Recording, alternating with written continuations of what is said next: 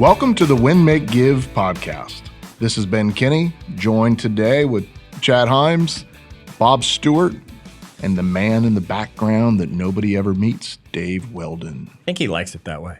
He is the silent Dave, we call him. If we were on video, he would raise the bar. We'd have to bring him in because the three of us aren't very good looking, and he's a pretty good looking man. Whoa, Bob, speak for yourself over there. I mean, Ben's eyelashes, come on, they're famous across the country. We talk a lot about like being realistic and the reality of like where we're at in life. I think we should all right now just get realistic with ourselves. Look, this is getting way out of hand. So, Ben, why don't we put you on the hot seat here, and why don't we take control of this conversation a little bit? We're going to talk about remote leadership today. It's something you do all the time. You've got people you're leading, whether they're even in town and don't come into the office, current situation, or they're across the country. So we want to talk about remote leadership. Remote leadership is like, this remote is mine, dang it, and you aren't going to touch it because I am watching Naked and Afraid and nobody gets the remote? Is that what you're talking about? No, we're not talking about that. That's a completely different one. That's probably under our relationship episodes, making sure that at home we know who's actually in control of the remote. Okay. And the answer on that, guys, is your wife. Just get to the point and understand she controls it. So let's start here, Ben. Right off the top, remote leadership. What's the biggest difference that you notice when it comes to remote leadership other than literally someone's not sitting right beside you? Well, let's think about what is leadership. Leadership is our ability to influence people, to influence them in such a way that they get the results personally and the organization gets results. Isn't it difficult to influence, lead, and persuade, help, coach, and build relationships with people that you don't get to see? There's a dynamic that changes when everything goes remote. True? Oh yeah, absolutely. It's hard to have the same kind of face-to-face closeness that you do in working in a 10 by 10 office with your assistant for the last 10 years. Right. That's a special type of bond. It's almost hard to quantify or qualify too, right? That distance it's hard to put into words. It's hard to know like what exactly is missing in that relationship when they're remote, right? It's just hard to quantify. We're all getting like this crash MBA in remote leadership because of so many people that have been forced to work remotely, work from home. Sure. And what we're finding, Chad, is the relationship changes, the dynamic changes, our patience changes, our communication style changes. And a lot of it's because things are exposed as relationships get stretched. Think about your relationship like a rubber band. If you were to put a little tiny nick in a rubber band and then lay the rubber band back down on the table, would you notice it had a nick in it? Nope. No. But as you stretch it, that nick doesn't just become a nick, it becomes a gaping hole in a weakness. And with enough pressure, what happens to the rubber band? It tears. It snaps, right? That happens in personal relationships and professional relationships, that little nick, right, when stretched, all of a sudden becomes a weakness that cracks. And that's what you see when people are forced to go remote, is they realize that when they were face-to-face, they were able to easily patch and cover up all those nicks. But when they're remote and there's a large amount of distance between that person and whoever they're leading, those nicks get exposed, and it's something that we start to focus on. It builds resentment and so on. Some of that is just the fact that like physically you don't see them. Because if you were to walk into the office, let's say David, right? You see him every day, and recently you haven't seen him every day, but when you see him every day, there's body language, there's just the way he acts towards you when you walk into his office. There's all these things that you can identify, right? And you can just go patch like, hey David, what's going on with you, bud? Like, is something the matter, right? You can patch that thing right away. When you go remote, not only are you not seeing those people quite as often, it's not as frequent, right? You might talk to David every 2 days, where you saw him multiple times a day throughout being there. So what's funny about that is earlier today you guys witnessed an interaction between David and I where both of us were unhappy with the conversation that were happening.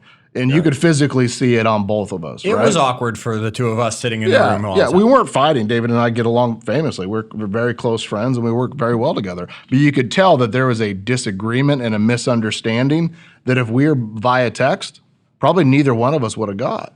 A little bit later today, I walked by David's office and I said, "Hey, we're good, right?" "Yeah, we're good." "Okay." He said, "Yeah, we just had a miscommunication." "Oh, yeah, well, that's my bad, you know." And then we get to both fall on the sword and say, "Yeah, it's my fault. It's your fault." Funny thing is that miscommunication happened a couple of days ago remotely, right? It was in a remote scenario where something was said, and then later you were able to kind of patch that thing up in person. Yeah. So from as you think about leadership, leadership requires perspective. There's two perspectives. His perspective was he heard one thing one way. My perspective was I was very clear what I needed or wanted to happen in this particular situation.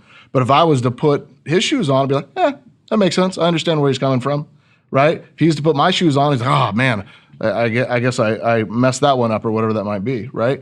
So, remote leadership causes many issues. One issue, as we just named, was communication problems. Okay, so we got communication problems.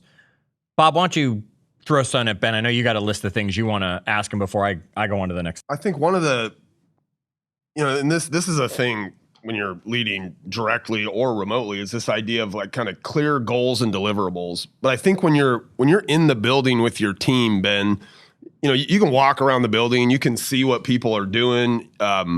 So I guess the question is, in a remote leadership situation, are you more focused on like task-based goals or outcome-based goals? Like, are you telling the sales team, go sell 10 widgets, or are you telling the sales team, I just want to see you make 50 calls? Like, is it task-based outcomes or task-based goals or outcome-based goals that you focus on? Don't you think that this kind of remoteness is a struggle for a certain type of leader that you would call a micromanager? Yeah, for sure. The micromanager, right, has a problem because they don't know what's being done every second, right? A non-micromanager is okay in the situation. And I'm probably somewhere in the middle of that person. I'd like to know what people are working on, right? So what you have to do is you have to seek clarity every single day in what are people's priorities. And we have priority sheets that we set for our company where every day the people turn in, this is my priority for the day. And then every week they turn in, this is what I want to get done for the week. And then every month, every department creates a priority sheet that says this is what the department wants to get done. So there's no lack of clarity and priorities for us, which probably makes it easier for us to be a priority-based leader compared to a task-based leader. Has this changed? Because we've done this for a while, right? So do you find yourself going back to those priority sheets more because the team's not around and kind of digging into those to try to understand what people are doing, or not much change there because you're remote? I think it changes everything. It changes your language. Like the blessing that we have in our companies is that we've had satellite branches of our software companies and our sales businesses and the different things that we do for a long time. So it's forced us to be early adopters of remote leadership. And, we've been doing Zoom calls with people before I think anybody even knew what a Zoom call was. Yeah. And one of the reasons was I like to see somebody's face.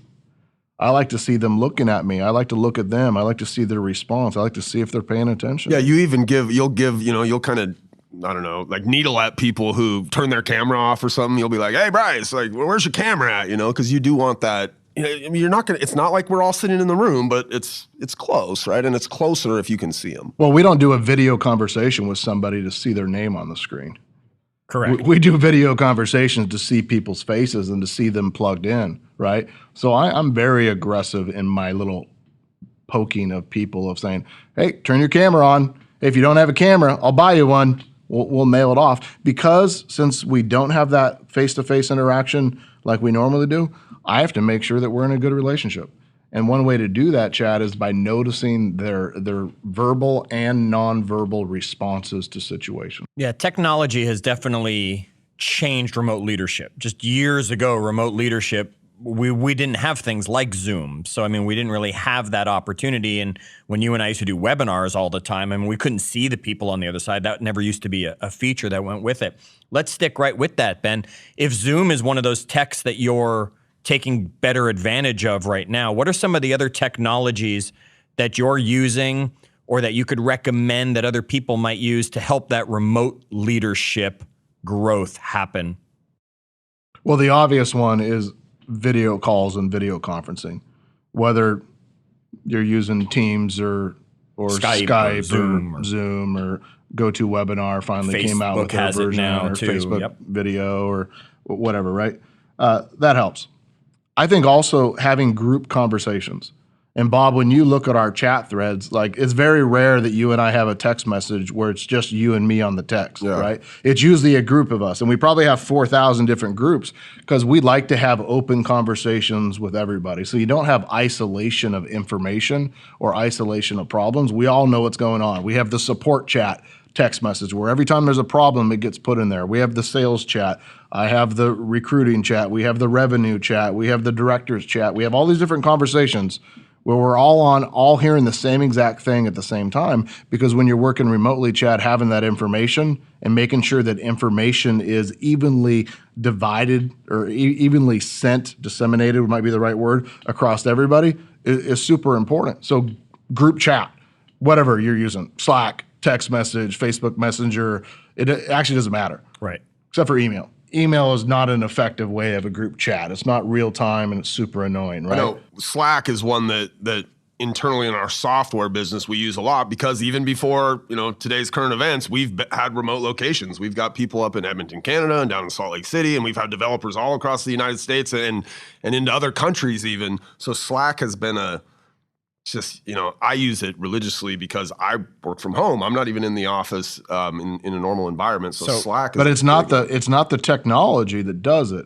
It's the idea of having transparent public conversations organized by topic or by group that matter, right? Yep. Okay, so I'm hearing video conferencing, obviously, so we can see the people as much as possible. I'm hearing group chatting, whether that's Slack or some other program, to have different transparent conversations.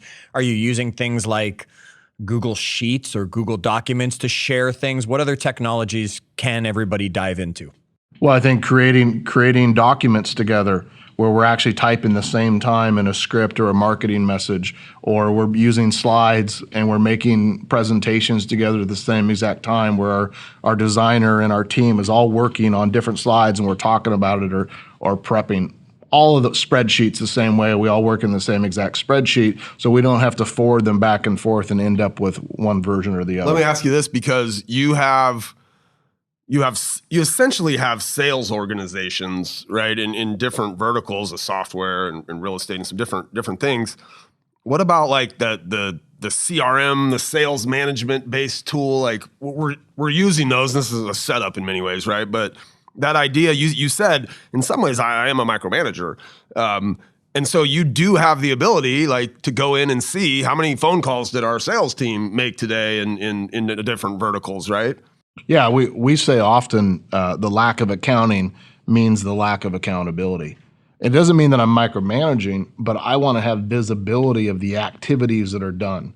Not did you do a specific task, but how many tasks did you do? How many calls did you make? How many texts did you handle, right? How many support tickets were closed? How many bugs were released? How many loans were processed? How many applications do we get? How many leads do we get? How many attendees to webinars?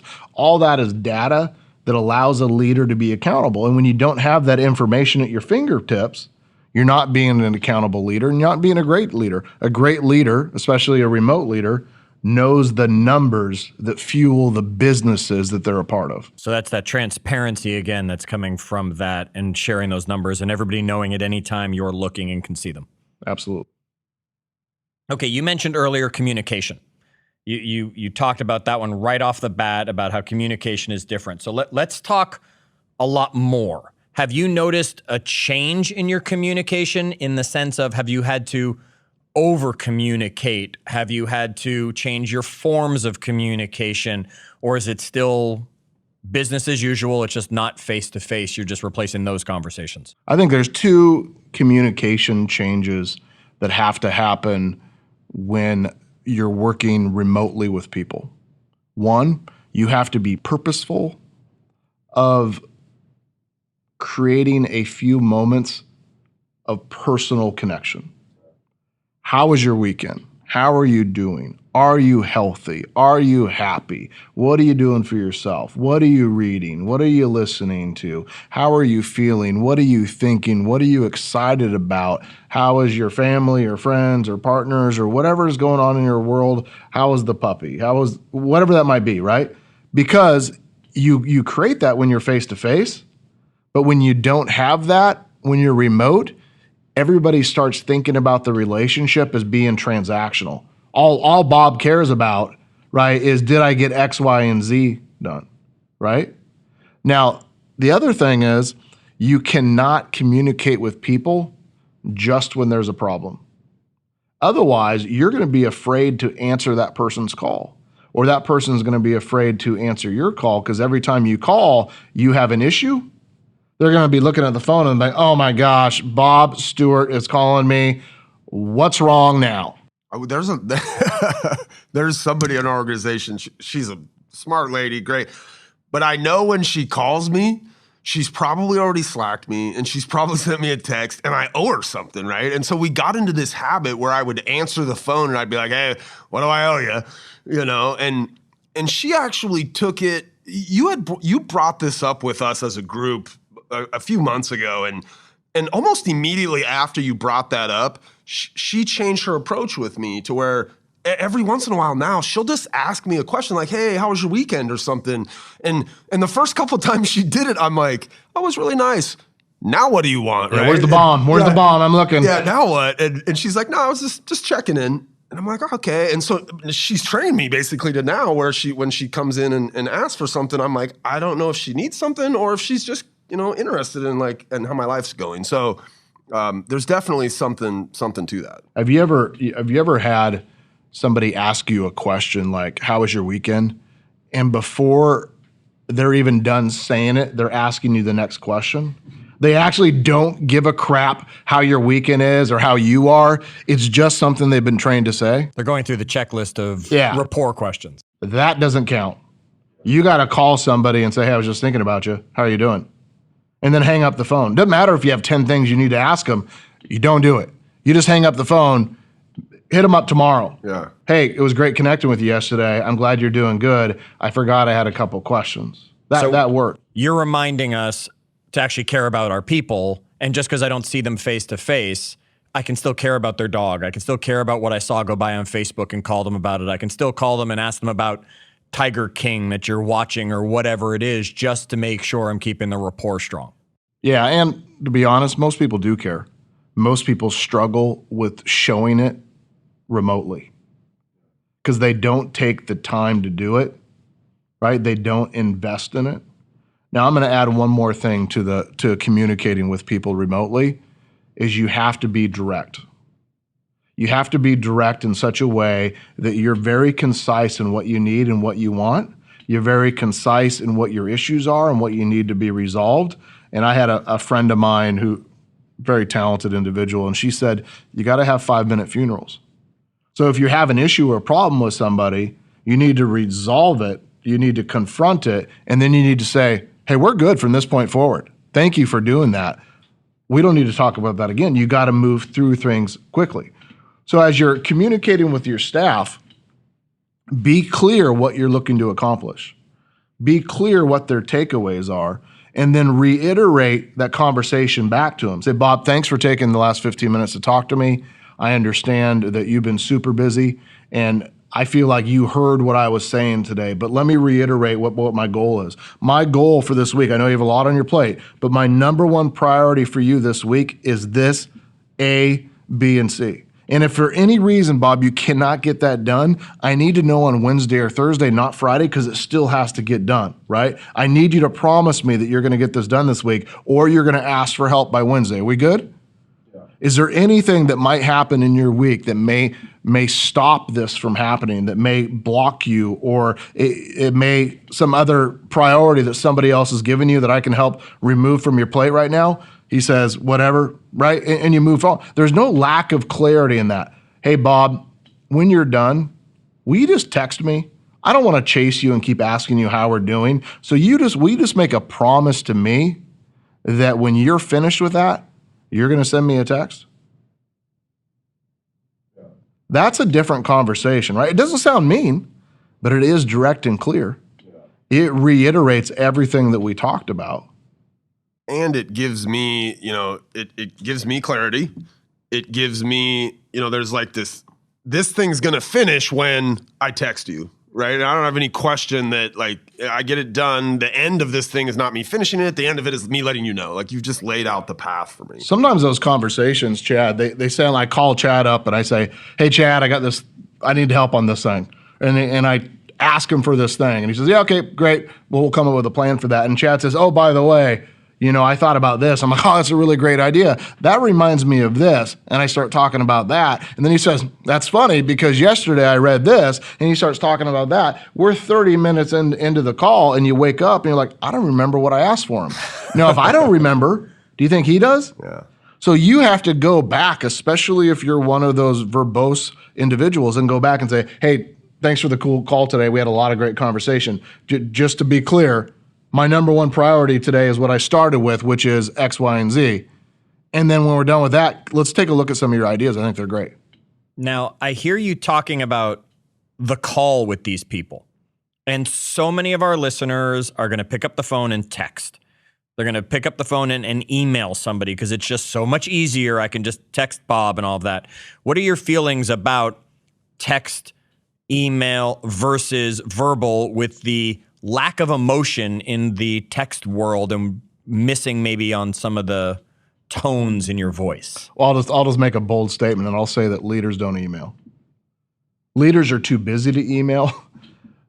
Leaders don't need to take up people's time and waste their time. And leaders have to ensure that the communication was read and handled, right? I think leadership by email is a really weak way to lead. It's okay to reiterate something after a meeting, but that's just for clarity. So my preference would be a face-to-face meeting. Obviously. My second preference would be a face-to-face call. If I had to, it would be a text message, but I would reiterate and have clarity that we've resolved the issue. And lastly, it would be an email. And I'll be honest, you don't send emails ever. The only emails I ever get from you are like at midnight, and they're basically just like, hey, look at this thing. Like, give me your feedback on this thing. There's never any like action where you're saying, I need this done. I need it done in this time frame. So I don't even, and maybe you've just trained us to that degree, right? I don't look to your emails as like, oh, there's something Ben needs me to do in here. That's a phone call.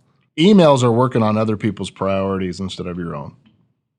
And that definitely does not work in remote leadership. And you see the strain on relationships and a strain on the business when people try to email their way to success. It just doesn't happen.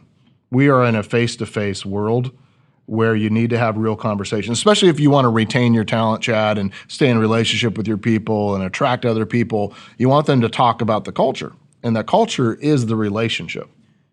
Because of technology being so accessible, because of remote leading, not really keeping an eye on our people, which means they might not be working 9 to 5. I'm putting air quotes around that as I'm saying it. Yet your workers and your teammates can't be 24/7 because of it. How do you respect that they're on the clock, off the clock opportunities while still being a leader to these people and letting them still have that counterbalance of a life? One, anybody that reports to me, I think is an all-in individual, and they're going to take messages when they can take it.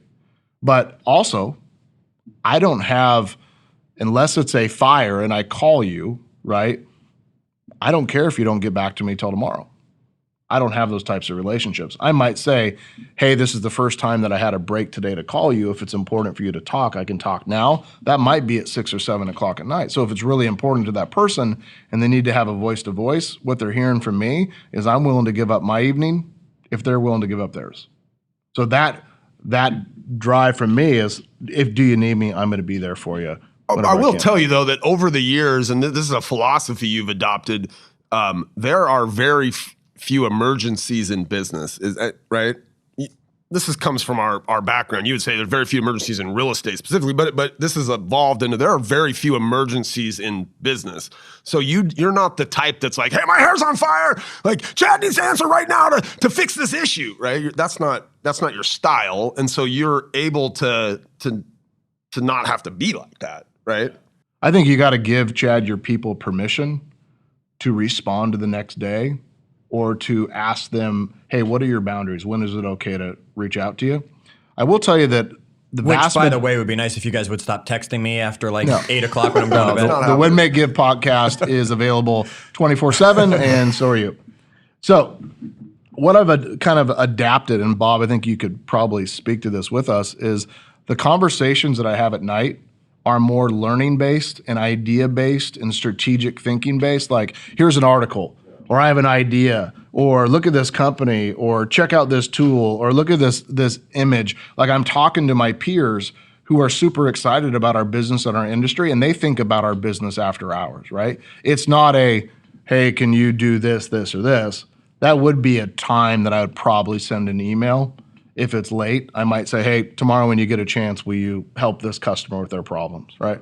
But Bob knows that he can call me at midnight or whenever. And I do. Like, that's kind of, that over the years, that's become our time, right? 11 o'clock, one of us will text and say, hey, you got 5 minutes? And it's generally yes, right? And that just has become the time that we work on, like you said, work on the business, work on the future, the strategy, check this company out. Should we R&D what they're doing? Like, it's those kind of bigger picture things happening in the after hours. And that's the leaders in your organization that you have that relationship with. I mean, if you're calling me, I'm answering. If you're calling Bob, he's answering at those times. You're not calling the person who's just sitting at the front desk. You're not calling that person who's got a little bit more of an employee mentality. These are the leaders that you know are all in with you. And, unless there's an emergency. Like, I believe, and there's very few, as Bob pointed out, right? Our people are so bought into what we're doing and they're so comfortable telling us that, hey, I'm having some family time, or I'm taking the kids to the beach this weekend, or whatever that might be. We're very clear on that, right? How do you get them so bought in? I mean, you keep going back to that and saying, I don't have to think about the fact that they're not on 24/7. And some remote leaders need to think that. They need to realize that their people are maybe not as bought in, sadly, or in different roles. You're very confident that your people are extremely bought in. Is that? Can I answer that question? Because I'm one of the people, I guess. It's our values, right? He hires to our values. So our values would say, we're going to succeed as long as we maintain our health, right? We're hardworking. Right, we're extraordinary results. Right, we're accountable in all things. Leaders only, teamwork, and we're humble. But like, we hire to those values. And if you get somebody in your organization that has all of those values, they're going to be committed to the goal. Sure. Another one I would say is that he's casted a proper vision for us. Absolutely. Right, like, we know why we're in this. I know why I come to work today. Right? I mean, it's plastered on my sweatshirt right now. Like, I know why we do what we do. And When Make Give sweatshirts coming soon. So, I had somebody come visit our company, and they spent a day, and then they went to dinner with me that night. And I said, well, why are you here? And he said, I want to figure out how you retain talent. He said, will you share that with me? And I said, I don't know. Why don't you ask my talent? And he did. And he went back and he asked a variety of people in the organization. And let's talk about 3 answers he got. One was my very first hire, Jolene, who's 14, 15 plus years later, we're still working together. And she said, Ben always thought big. He always told us what he was going to do. And everything that he said he was going to do in some version has happened. He basically, she said, I kept my promises, right? To her personally and to the business and to our customers, which maybe is a reasonable answer that you'd hear from other people. Well, the next person said, well, I was struggling to pass the industry test and I had failed it 10, 11, or 12 times. And Ben never gave up on me. He kept paying for me to do it and kept telling me that I was going to be great. And he did. And he turned out great, a powerful leader in our company. He now runs one of your businesses. Yeah. Next person said, when my dad died, and it was right after my mom had passed, Ben went and hiked with me that day. Just dropped what he was doing on a weekend, and him and I just went and walked, right? That creates a relationship with people. Like, when and it's a little bit harder to do remotely, but you can show people that you care remotely, whether that's not flowers on assistant day, but flowers on a day that you've learned meant a lot to them, the day they lost their parent or whatever that might be, or calling somebody out of the blue and just talking to them about something, or mailing them a book, or when they're going through a hard time, sending them the right type of message, right? And you guys were in, Bob, you were in one of our company meetings when we asked the question, why have you guys stayed with the company? And it was a cry fest. Remember the state of the company meeting? Yeah. They all stood up and they shared why they stayed. And a lot of that credit didn't go to me. It was to different people in the room, Chad, that behaved in the same exact way. Sure. Long distance relationships, long distance leadership is the same as face-to-face leadership. It just requires a different approach. Both of those require you building a relationship with people. Remotely doing that is just a bigger challenge. I think that in terms of building a culture, a lot of what you do is unexpected, right? It's you are always looking for things to strengthen that relationship with somebody, and most of the things that you're doing are unexpected, right? They're not.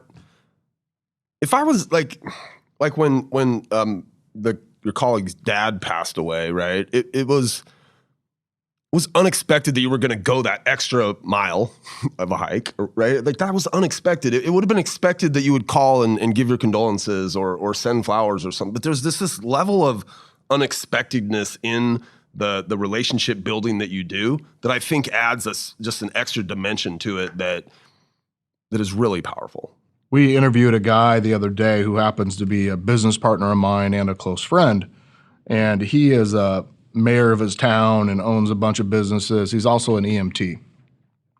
And I remember hanging out with him one day. We were flying to somewhere together, and I made a comment to him, and he said something to me. He said, yeah, it just doesn't bother me. There's no emergencies. His industry is in real estate. There's no emergencies in real estate. And I said, well, what do you mean? He said, well, last night, prior to getting on the plane, I had to be an EMT. It's the 2 nights a month that he's the EMT for his town. And he said there was a kid that jumped off the top of his house, I think is like an apparent suicide or something, and he was laying on the ground bleeding and dying when he showed up. And he said, I had to get this kid off the pavement, put him in a stretcher, drive him to the hospital, do the best I can to help this kid live. And he said, while I was doing that last night, I thought to myself, this is an emergency. This is a real emergency. He said, there's nothing that I'll ever do in my business that can't wait 4 hours or 10 hours or a week or a day, right? There's no emergencies in your industry. What do? Insurance, mortgage, real estate, you sell widgets, you run a restaurant, you're whatever. Basically, if you're not in a life-saving industry. There's very few times in our life that there's actually going to be an emergency. That changed, that was years ago, Bob, but that changed my perspective. I used to get all in a tizzy, and I still do sometimes, when things break. I hate it when things are broken for our customers or when we have problems in one of our companies. I'm dealing with problems today in one of my companies, but it's out of my control. I can't change it. And therefore, I don't get all frazzled about it. It'll be okay. Some people may be inconvenienced, but inconvenience by no means is close to somebody dying on the street. Sure. Wow. All right, let's lighten this up. Lighten that up a little bit, Bob. One of the things that even when you're in a shared space, right, your people are not remote. Sometimes teams in different aspects of the business don't learn about the successes of our end customer. Like at the end of the day, why are we doing what we do? So is there anything that, like when we're remote, is there anything you guys that we're purposely doing, you're purposely doing to ensure that like different parts of the organization ultimately know like why we come to work every day? Think about the product or service that you offer in your business. What is that? Who do you sell to? Here's an example. If you build products for a real estate agent, and those products are services that the agent needs to do their job well, and you have somebody in your company that writes code or does design or does support or whatever it is, what do they actually do for a living? They enable somebody else to make a living through the use of the product or services that you provide, right? So when I go back to somebody in my company, I try to draw a line between what they do and the purpose and who it affects and how it affects it. So if we went back to somebody and say, Chad, I know that you're a software developer, but can I tell you what you really do? What you really do is you enable tens of thousands of real estate professionals to make a living. Because of that, they're able to pay their mortgage, buy food, buy clothes, take their kids to school, right? Plan for retirement. You are actually changing their lives with what you do. So if we looked at the inverse of that, if things are broken, what are we doing to them? Yeah, we're taking away their mortgage, not letting them get food, putting them in that situation. We're taking away their ability to do that. Yeah. So how do you tie everything that you do to a greater purpose so that everybody in your organization feels important and understands what they do? In fact, the T-shirt or the sweatshirt that Bob has on, which he's a big fan of today, says delivering the dream of home ownership everywhere. Because I wanted everybody in our world to understand, what do? We help people experience home ownership through our technology, our mortgage and title, our brokerages, our sales businesses, our training. That's what we do. Like we do that by helping real estate professionals become more successful and helping other people. But what do we really do? We allow people to own a home. Look at the faces of people when they walk into that home. Like, imagine the wealth that's created through that home ownership. Imagine somebody whose family never owned a home before, and now they get to buy their home for the first time, a first-time home buyer, or somebody that's downsizing so they can go be close to their grandkids, or whatever that might be. We should be proud of what we do. So as you're listening to this call, how do you think about your organization and tell a story to your people where they wake up every single day, whether they're remote or face-to-face with you, saying, what I do is important? And that's the key thing. All right, Ben. So I was doing a little research before we wanted to attack this remote leadership conversation with you. And I found this interesting thing that former Surgeon General of the United States, Dr. Vivek Murthy, was doing. What he did, he called it the inside scoop with his team. And he would say for 5 minutes during their weekly staff meetings, people were asked to share things about themselves, like an interest, a hobby, a personal story, through photos. And by doing it that way with the team, they really bonded and things like that. As a remote leader, how are you creating those relationships from person A to person B when you're at the top? You might have a great relationship with Bob. You might have a great relationship with me.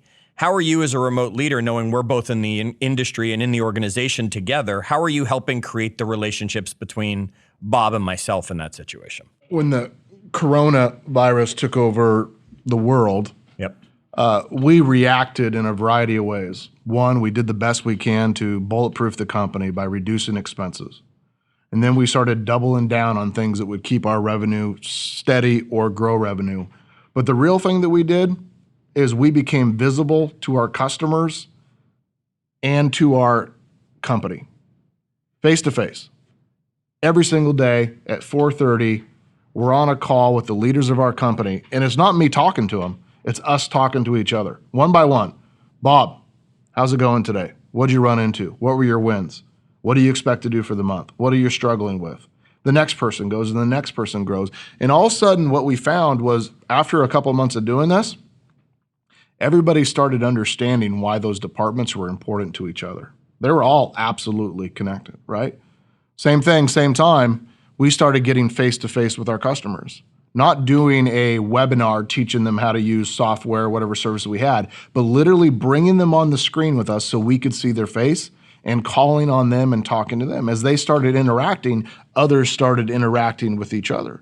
That's building a community. How do you build a community in your business or with your customers? You create a conversation and you allow it to happen. You're really the conductor of the conversation. You're not the person giving the speech. One of the things that's happened out of these meetings is that there's very little formality to them, right? We kind of come in there and sometimes we'll go through and maybe you have something one day that you want to talk about, but because they're informal, there's this certain sense of like, we are all ourselves in there, right? Like there's joking happening and we're picking on each other and It's really an extension. I think if we all sat in the same office every day, like that's what you start to get that. But even when you're in the office, you're in different offices and you don't have that kind of interaction. Like you've created this space for us to get to know each other inside of this kind of semi-formal, meeting time. And I would say we've created. It's the same thing that we created by Chad creating the Facebook group for the Win, Make, Give podcast. Was we created a community where our listeners could communicate with each other and share their wins and their losses and their successes. I'm seeing all day people posting, I just paid off my debt, I just increased my net worth, I'm working on this leadership thing, or asking their questions. We have to create a safe place for people to have conversations in our business, right? In our lives and with our customers. Okay, so Ben, let's bring this to a close. And one of the things we always like to do is we like to give steps. We don't necessarily need to make a list out of this one, even though I love my lists. But everybody's kind of heard what you were talking about here on remote leadership. Let's wrap it up, though. 30 seconds, give them a final thought, steps they can take to be a better remote leader. Because even when this coronavirus thing is over, doesn't mean their businesses don't expand. Doesn't mean some other people don't continue working from home because they found it possible to do. Everyone's going to probably have to up their remote leadership game. So give us a tip or two from this conversation that everybody should take away. Well, let's do it together. Let's talk about what we heard today, and I'll share, and I'll give you guys a second to think about your answer. My answer is going to be you communicate, and you communicate face-to-face is your priority. Now, how do you communicate? You communicate by first caring about them and asking about their life and their person and their goals and who they are. You communicate clearly on what you need to happen, what the priorities are, right? You resolve conflicts quickly, and you have 5-minute funerals, right? And then you move on. And then lastly, in how you communicate, you reiterate all the things that you discussed so there's no lack of clarity. If you do those 4 things, you're going to find that leadership remotely actually becomes so much easier. You're going to have a loyal army of people that are willing to go to battle with you. So mine would be not something that we specifically talked on, but it's like this thread that goes through all of the things we hit, which is you need to have people in your organization that are bought into what you're doing. Right. And, I guess we did kind of focus on that, but that's a thread that runs through all of these things. The idea that, for us, it's that we hired to our values. And so we have people in our organization that care, right. Or that work hard, that are leaders, that are accountable. And that's a function of having hired to our values. So for me, it's having a team around you that's capable, worthy of being led remotely. All right. And I think the thing that jumped out at me, Ben, was one of the last things that you said here, and it's that we create community, whether it's community to our customer or whether it's community within. Because I think the thing that a lot of people are realizing is missing is that water cooler effect, kind of that opportunity to talk about stuff, to just laugh and joke together face to face. And by creating that community, you're giving Bob and the other guys on the team the chance to give each other a hard time, to get involved, to be all authentic together. And I think that really creates the strength when you are creating remote leadership opportunities. Now, isn't that interesting? Because by creating community, we want to remind you, as Ben had mentioned, join our community. Join us at facebook.com/group/win-make-give and become part of our community. Make sure you're sharing the podcast with other people so they can become part of our community and you can use it to grow your community. And make sure that you join us for our next episode. Who knows what topic we'll be talking about, yet I can be sure it'll be something that'll bring value to you. And until then, make sure you wash those hands. And as always, do good.